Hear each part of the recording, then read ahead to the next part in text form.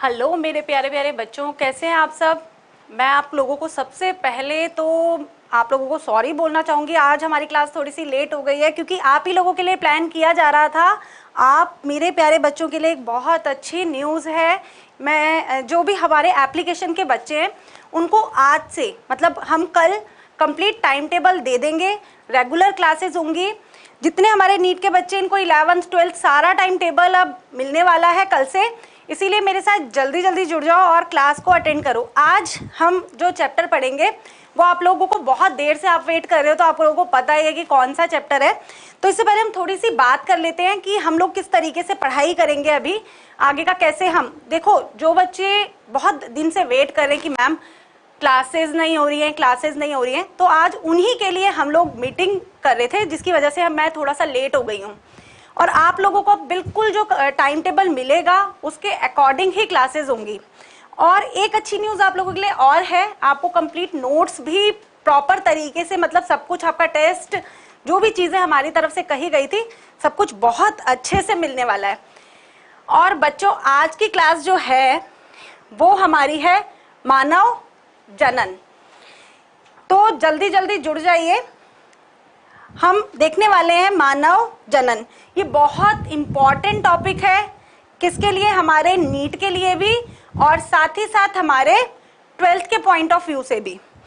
तो अगर हम देखें, हमने अभी तक जो पढ़ा, हमारी रिप्रोडक्शन यूनिट जो चल रही है, जनन प्रजनन जो यूनिट चल रही है, उसमें हमारे 2 चैप्टर कंप्लीट हो गए हैं। First chapter reproduction in organism, उसका अभी टेस्ट नहीं हम लोगों ने कंडक्ट किया।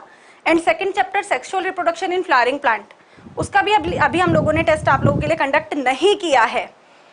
तो अब जो हमारा थर्ड चैप्टर है, ये तीसरा चैप्टर मानव जनन। पहला चैप्टर हमारा हो चुका है जिसका अभी आपका टेस्ट बाकी है। अब आप लोगों को टेस्ट दे दिया जाएगा, आपकी एप्लीकेशन के अंदर टेस्ट आ जाएगा। अब ये पूरी आप लोगों के लिए जो भी परेशानियां आपको अभी तक हुई है ना, अब कोई परेशानी नहीं होगी। आज से हम लोगों ने भी, जैसे लॉकडाउन के रूल्स, आज नई गाइडलाइंस निकली है ना, जिनको जानकर आपको खुशी हुई है, उसी तरीके से हमारे भी, हम जितने टीचर्स नहीं आ रहे थे जिसकी वजह से यहाँ पर बहुत सारी प्रॉब्लम्स हो रही थी, वो सब कुछ आपको यहाँ पर आज से कंप्लीट मिलेगा। इसीलिए आज हम देखेंगे हमारा चैप्टर मानव जनन। तो देखो, जिस तरीके से आपने अभी तक देखा था sexual reproduction in flowering plant, उसमें आपने देखा था कि जो सेक्सुअल रिप्रोडक्शन होता है किस तरीके से होता है। फर्स्टली हम थोड़ा सा बेसिक चीज ले लेते हैं। बेसिक, मेरे साथ बहुत सारे बच्चे जुड़े हुए, कुश कुमार, निहाल सिंह, भावना है, शिवम है, राजगुरु राणा है। हाय एवरीवन, जितने भी बच्चे हो ना, बहुत एनर्जी के साथ हमें पढ़ना है और हर एग्जाम को हमें क्रैक करना है। एकलव्य एजुकेशन सबको, सब एग्जाम्स में, जैसे अब 12th है, 12th के जितने भी एग्जाम्स हुए हमारे बच्चों ने बहुत अच्छा स्कोर किया। इसीलिए एनर्जी के साथ पढ़ना है और वीडियो को शेयर करना है। तो एक बार थम्स अप कर दीजिए सबको अगर कल से आपको रेगुलर क्लासेस मिलेंगी, बायोलॉजी की भी, फिजिक्स की भी, केमिस्ट्री की भी। एक बार जो जो लोग मेरे साथ जुड़ चुके हैं एक बार थम्स अप कर दीजिए। चलिए देखते हैं मानव जनन। तो अगर जनन के लिए आपको पता है, जो सेक्सुअल रिप्रोडक्शन होता है, लैंगिक जनन होता है, उसमें 2 तरीके के गैमेट्स की रिक्वायरमेंट होती है। गैमेट्स मीन्स युग्मक। तो एक तो होता है हमारा मादा और एक होता है हमारा नर। तो जो मादा युग्मक होता है और नर युग्मक होता है, वो होता है हमारा गैमेट। गैमेट को कहते हैं युग्मक। युग्मक की जरूरत होती है। और युग्मक होता है हमारा गोनाड, जिसको इंग्लिश में गोनाड बोलते हैं, टेस्टिस बोलते हैं और हिंदी में बोलते हैं वृषण।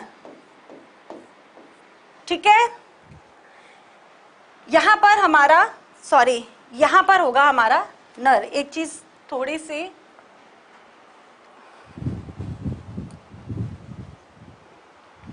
ये है हमारा नर और ये है हमारा मादा। वेयर इज इधर टूल बॉक्स,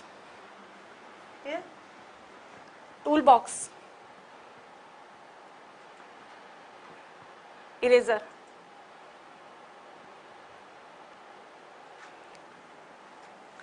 ठीक है बेटा। जो हमारा नर युग्मक होता है वो होता है हमारा टेस्टिस से क्या मिलता है हम लोगों को? स्पर्म। क्या मिलता है? स्पर्म, जिसे हिंदी में बोलते हैं शुक्राणु। और जो मादा होता है वो होता है उसका ओवरी। ओवरी से हमको क्या मिलता है? एग। ठीक है। और ये दोनों मिलकर क्या करते हैं? फर्टिलाइजेशन, जिसे हिंदी में क्या कहते हैं? निषेचन। निषेचन करके जायगोट बनाते हैं, जायगोट भ्रूण बनाते हैं। इस पूरे प्रोसेस को हम क्या कहते हैं? इस पूरे प्रोसेस को हम क्या कहते हैं? जहां पर देखो हमारा गैमेट फॉर्मेशन हुआ, इस प्रोसेस को बोलते हैं गैमेटोजेनेसिस।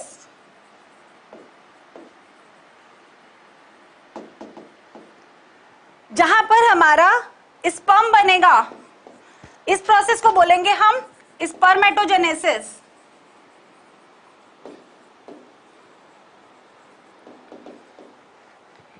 एंड जहां पर हमारा एग बनेगा, इसको बोलेंगे हम oogenesis।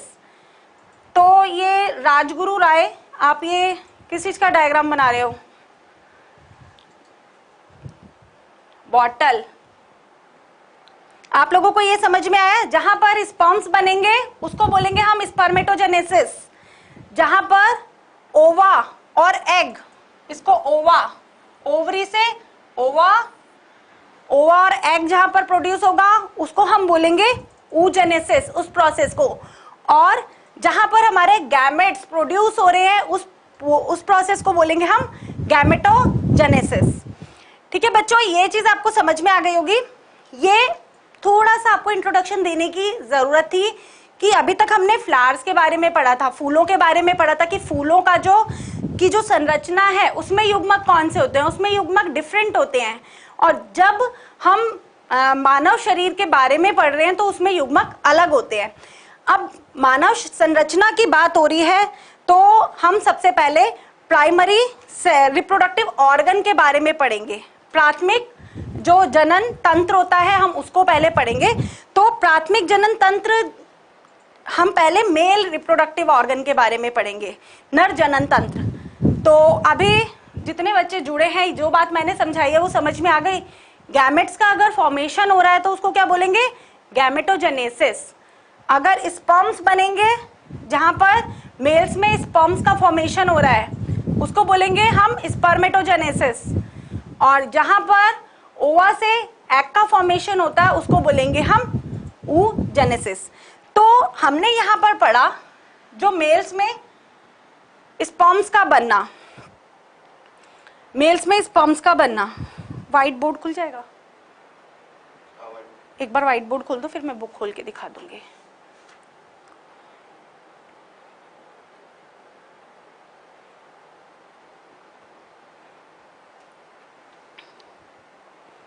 ठीक है, इसके बाद बुक खोल देना जब मैं बोलूंगी। ठीक है। आज बच्चों मैं आपके लिए ना एनसीईआरटी बुक भी लेकर आई हूँ यहाँ पर। तो एनसीईआरटी बुक से पहले हम बेसिक चीजें यहाँ पर पढ़ेंगे और उसके बाद हम एक्स्ट्रा पढ़ेंगे। तो पहले एनसीईआरटी बुक पढ़ने से पहले मैं आपको थोड़ा सा समझा देती हूँ। मैंने आपको अभी बताया था जो हमारा नर है उसका युग्मक कौन सा है? उसका युग्मक है स्पर्म, जिसे आप बोलते हो शुक्राणु। अब शुक्राणु कहां बनता है? ये बनता है टेस्टिस में। टेस्टिस जिसको हिंदी में बोलते हैं वृषण, यहां पर बनता है। ठीक है बेटा। अब टेस्टिस में स्पर्म्स का बनना आपका कहलाता है स्पर्मेटोजेनेसिस।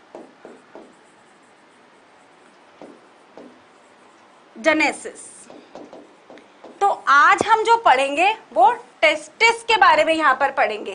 टेस्टिस के अंदर किस तरीके से हमारे जो स्पर्म्स फॉर्मेशन होता है वो किस तरीके से होता है। ठीक है बेटा। तो अभी हम यहाँ पर पढ़ेंगे टेस्टिस से किस तरीके से स्पर्म फॉर्मेशन होगा। तो आपको मैं एक यहाँ पर छोटा सा एक डायग्राम बनाकर दिखाऊंगी जो हमारा प्राइमरी रिप्रोडक्टिव ऑर्गन के बारे में है।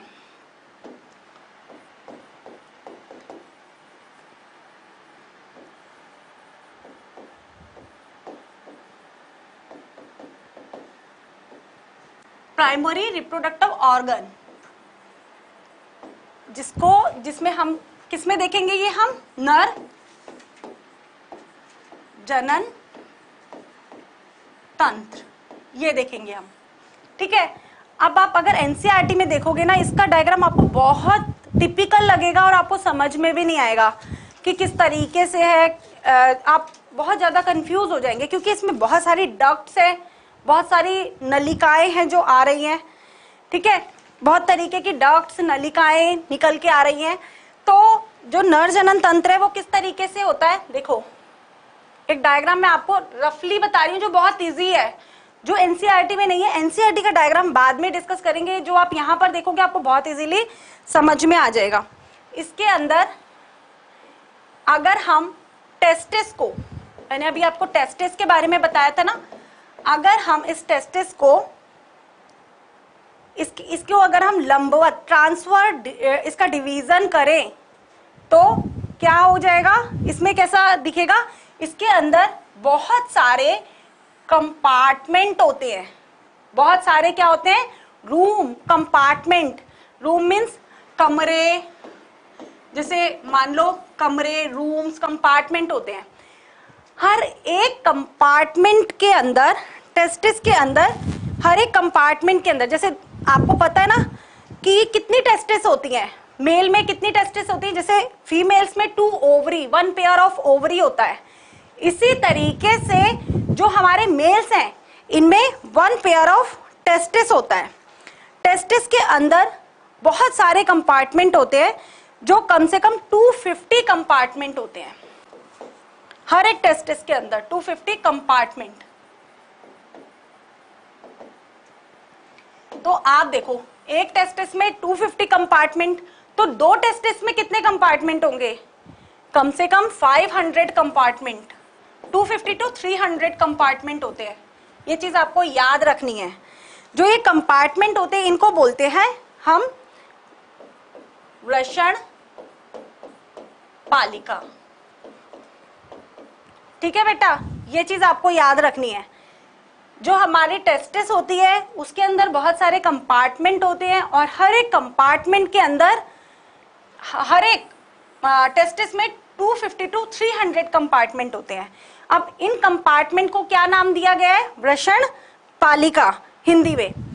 अब आपने देखा ना, ये मैंने क्या बताया आपको, जिसको क्या बोलेंगे, इसको टेस्टिकुलर लोब्यूल बोलते हैं इंग्लिश में।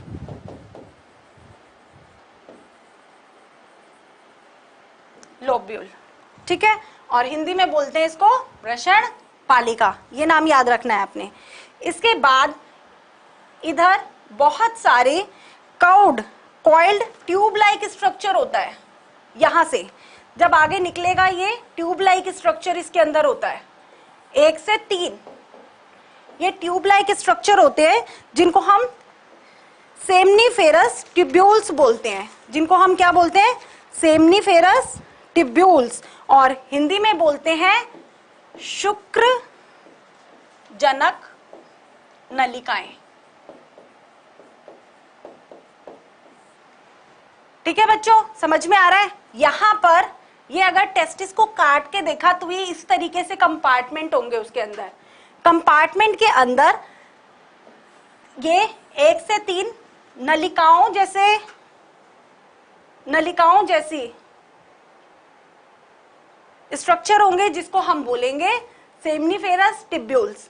अब ये जो सेमनीफेरस ट्यूब्यूल है इसके बारे में मैं आपको बाद में बताऊंगी, पहले हम इसका स्ट्रक्चर देख लेते हैं कि इसके आगे और क्या क्या है। इसके आगे सेमनीफेरस ट्यूब्यूल के आगे कुछ शुक्रजनक नलिकाएं निकली होती हैं, जिन्हें हम क्या बोलते हैं, सेमनीफेरस ट्यूब्यूल्स बोलते हैं। उसके बाद इन नलिकाओं का एक नेटवर्क सा बन जाता है। उस नेटवर्क को हम आगे बोलेंगे वृषण जालिकाएं, जिनको आप बोलते हो रेटी टेस्टिस। ठीक है, इसके आगे और छोटी छोटी नलिकाएं निकली होती हैं, उन नलिकाओं को हम बोलेंगे शुक्र वाहिकाएं। ठीक है बेटा, इसके आगे एक और स्ट्रक्चर होता है जिसको हम बोलेंगे अधिवृषण, और उसके बाद होता है हमारा शुक्र वाहक। किस तरीके से शुक्र बाहर निकल जाएंगे, नॉर्मल आ जाती है तो। ये आपकी एनसीईआरटी में भी है, सब कुछ दिया हुआ